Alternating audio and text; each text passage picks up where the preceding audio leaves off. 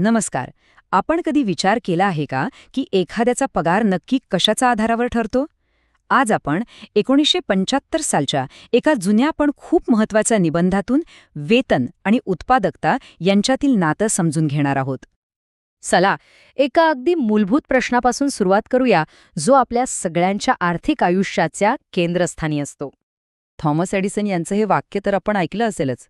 यश हे 1% प्रेरणा आणि 99% परिश्रम आहे. आणि माहितीये, हेच वाक्य या निबंधाचा आत्मा आहे. यात परिश्रमाचं म्हणजेच श्रमाचं महत्त्व सांगितले आहे. ठीक आहे. तर मग सुरुवात करूया मूलभूत तत्वांपासून. वेतन, श्रम आणि उत्पादकता यांचा एकमेकांशी नेमका संबंध काय आहे? सगळ्यात आधी उत्पादकता म्हणजे काय? बघा, निबंधानुसार याचा अर्थ फक्त 8 तास काम करणं नाहीये, तर त्या वेळेत आपण किती मोलाची गोष्ट निर्माण करतो हे महत्वाचं आहे.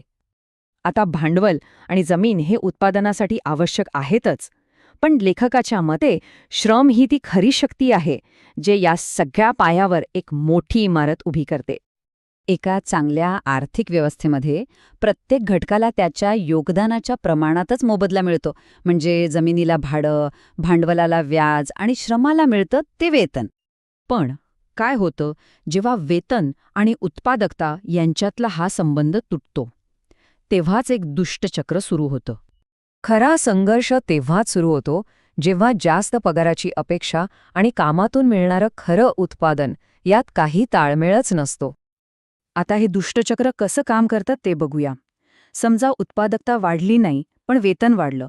मग काय होतं?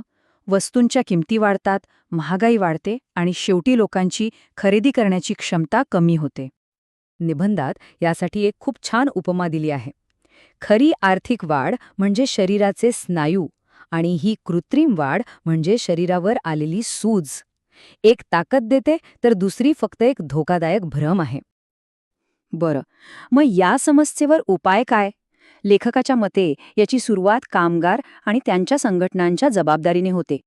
हो, म्हणजे इथे निबंधात प्रत्येक कामगाराची मानसिकता आणि त्याच्या कामावर खूप जास्त भर दिला आहे.